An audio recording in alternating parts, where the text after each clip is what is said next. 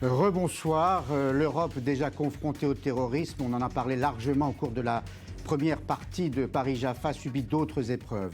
L'afflux de migrants accueillis généreusement par l'Allemagne d'Angela Merkel pose problème. Le doute est désormais instillé sur l'identité et l'attitude de certains de ces migrants à la suite d'agressions sexuelles, et des mesures plutôt sévères ont été prises. Julia Ganancia.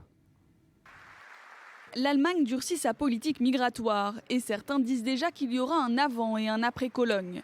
Les reconduites aux frontières des criminels étrangers vont être facilitées, une réforme décidée à la suite des agressions attribuées à des migrants le 31 décembre. C'est une réponse dure mais bonne de l'État à ceux qui, bien qu'ils cherchent ici la protection, croient qu'ils peuvent commettre des délits sans que cela n'ait de conséquences sur leur présence en Allemagne. Les étrangers condamnés à une peine de prison, même avec sursis, pourront ainsi être obligés de quitter l'Allemagne. Jusqu'ici, 2 types de procédures existaient. La plus stricte prévoit que tout étranger condamné à au moins 3 ans de prison soit expulsé dans son pays d'origine si sa vie ou sa santé n'est pas menacée.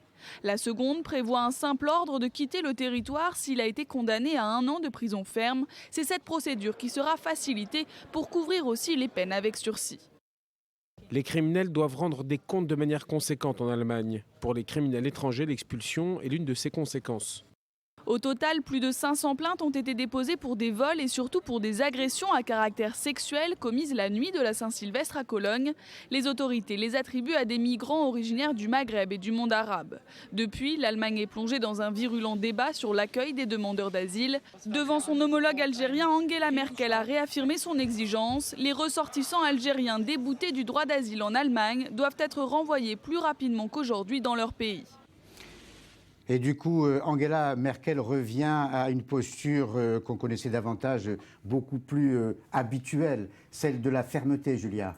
Oui, tout à fait, Paul. Depuis les incidents de Cologne, on peut dire qu'Angela Merkel fait clairement marche arrière. Elle qui s'était montrée en tout cas si accueillante, eh bien aujourd'hui elle annonce de nouvelles restrictions et elle promet de légiférer sur les suppressions du droit de séjour en cas de délit. Elle est non seulement prise en double contradiction ce soir avec ses propres discours, mais elle est aussi placée en porte-à-faux avec ses propres électeurs. Elle doit assumer le risque aussi d'apparaître comme la personnalité qui aura fourni les arguments à l'extrême droite. Pour quelle raison ?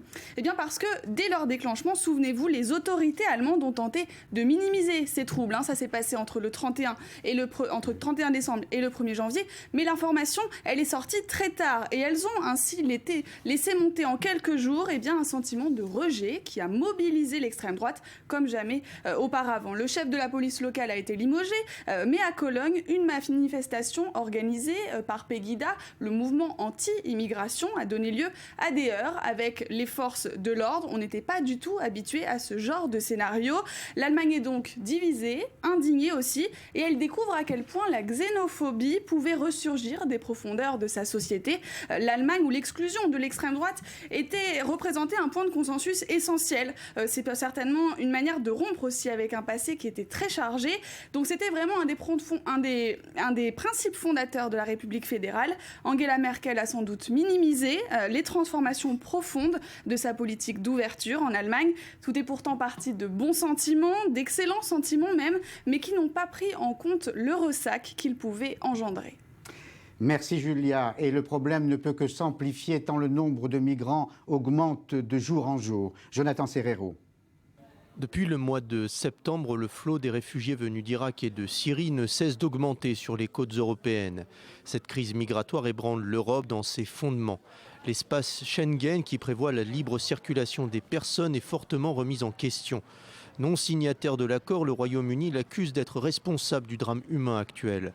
Londres juge l'action de Paris insuffisante, notamment à Calais. Résultat, les autorités britanniques ont ordonné la mise en place d'une nouvelle barrière du côté français du tunnel sous la Manche. La migration nette vers la Grande-Bretagne dépasse les 300 000 personnes par an, ce qui n'est pas soutenable.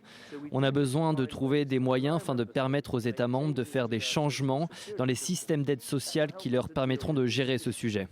Sauf que l'Union européenne peine à s'accorder sur ce dossier. L'Allemagne est débordée par l'afflux conséquent des demandeurs d'asile.